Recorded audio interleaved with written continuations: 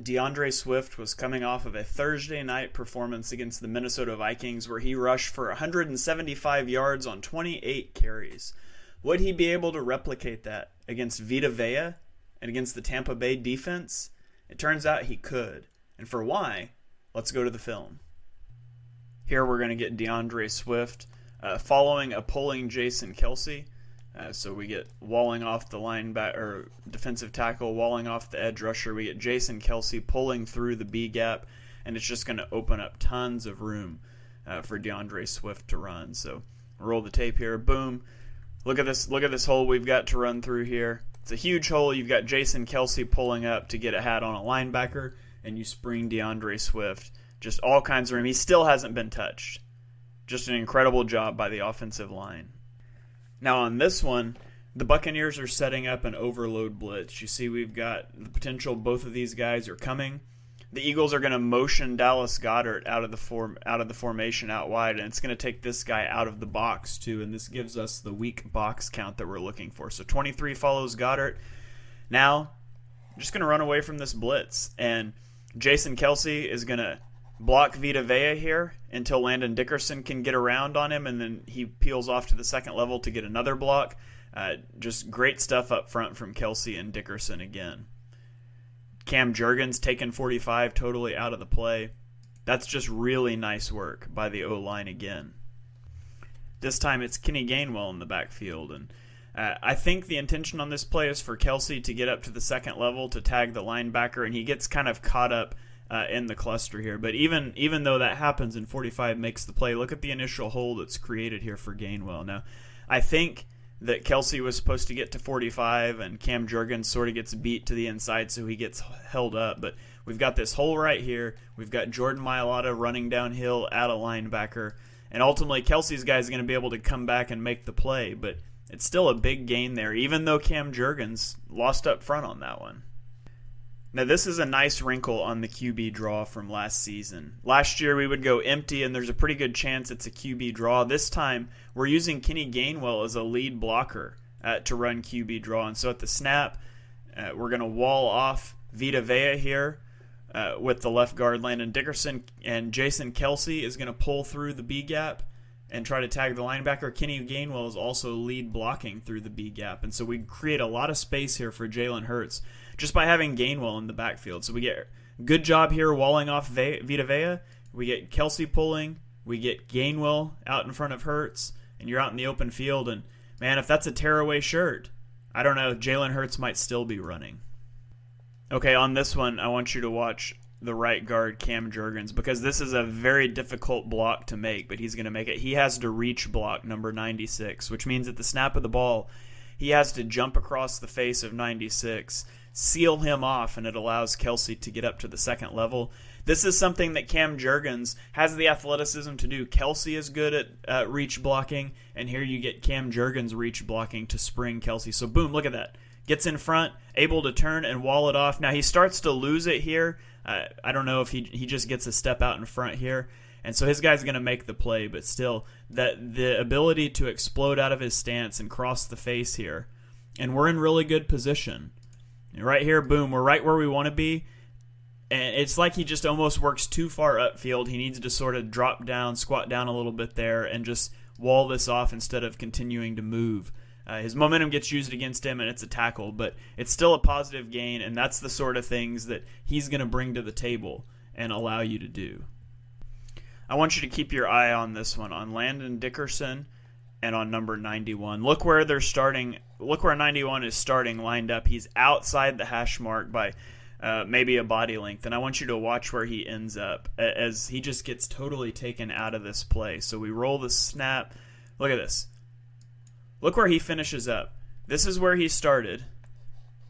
And he's finishing way over here. And look at the hole that it opens for DeAndre Swift. This is just fantastic work by Landon Dickerson. Let's roll it again from the top so you can see it all moving in motion. Huge hole. And then DeAndre Swift's feeling himself with the little hurdle there. I love it. That one's so pretty. We got to watch it from the side view too to get the full appreciation of the hurdle. But to the second level, whoop, right over the safety. Love to see it. Now this one's just going to be another inside zone, but you can see there's just not a hole that opens up in the middle here right away. And so the natural inclination here might be for Swift to see this guy get pancaked right here and think, okay, I can bring it out this way. But there's a linebacker right here. And so Swift smartly, he's patient, and then he's going to dart through this side, and he ends up actually picking up a pretty big gain on this one just because he's patient. And he sort of sets up number 45 who comes inside. That's a really good job of staying patient here. Let's run this one back again, let you see it one more time. Watch the way he baits number 45 here. He doesn't just explode through this hole. He sort of hesitates. I might go to the right. 45 takes a wrong step, and it allows Cam Jurgens to get hands on him, and DeAndre Swift is off to the races for a chunk gain. Now, as good as Swift was on the last one with setting up his guys, I thought this was one where he sort of missed it. Again, this is just going to be a run up the middle, and there's not going to be a lot there. And you can see right now, he's already starting to cut back outside. And as he's getting the snap, what do we have? We've got Antoine Winfield. He's sucking inside. 29's coming inside. 30 is starting to drift inside. Even if there's nothing here, we need to be patient. We've got the blocking. Try to draw these guys in if you're going to bounce it outside, where you do have some numbers here. But I think Swift starts to turn too early here, and you'll see these guys pop back out. Boom, you're running right into 3 guys on the edge. So one that I thought was a negative example where Swift might not have done the best job of setting up his run. However, on the next one, he's going to more than make up for it. Here, we're going to go 12 personnel. This is going to be like a counterplay. We're going to have Landon Dickerson pulling. We're going to have Jack Stoll pulling off the side. They're just using Jack Stoll like a 6th offensive lineman. And that's not why we're looking at this play, though. We're looking at this play for the run Swift makes. So we're kicking out number 98. We get a guy in the hole here. So he should be down right here. It's a short gain, but watch this. Boom, running through the tackle. That's a great run. Watch it again here. Let's roll it back from the beginning. Full speed, no pause. Boom. Spins off of that tackle. Keeps the feet moving. That's just a top-notch run by DeAndre Swift. Same idea on this one. We're going to have the guard pulling around the edge. We're going to have the tight end pulling around the edge. This time it's going to be blocked up perfect. It's not muddy. And there's just going to be a huge hole for DeAndre Swift to explode through, and it's off to the races.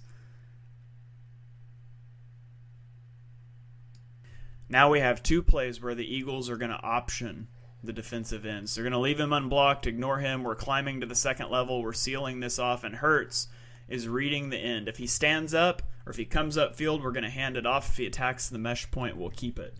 This time he's going to stand up. Notice here he's unblocked. He sort of stands up, and we just give it off. And great job to bounce that back to the outside where there's a little bit of room for DeAndre Swift. Now, again, on this one, we're going to leave number 9 right here on the edge. We're going to leave him unblocked, and we're going to read him out. And this time he starts to jump inside, but then he stops. Hurts hands that ball off, and we get DeAndre Swift through the hole again. Those are nice little option plays. The Eagles ran a lot last year. They haven't run as much this year, but it's nice to see those coming back in here and Hurts making the right read on those gives. And then the last one, this one's Kenny Gainwell, and Kenny Gainwell almost had himself a touchdown here. The Eagles are going to run this with pullers again. We've got Dallas Goedert is attacking the second level because we've got Cam Jurgens and Grant Calcaterra pulling around the edge to seal these guys off. Gainwell's going right through this hole, and it's blocked up perfectly. Gainwell has one guy to make miss, and he's off to the races for a touchdown, and unfortunately he gets tripped up.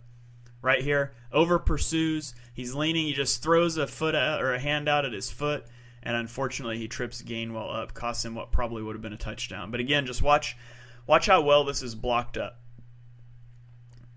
Calcaterra coming in, boom. Almost a big play. Game of inches.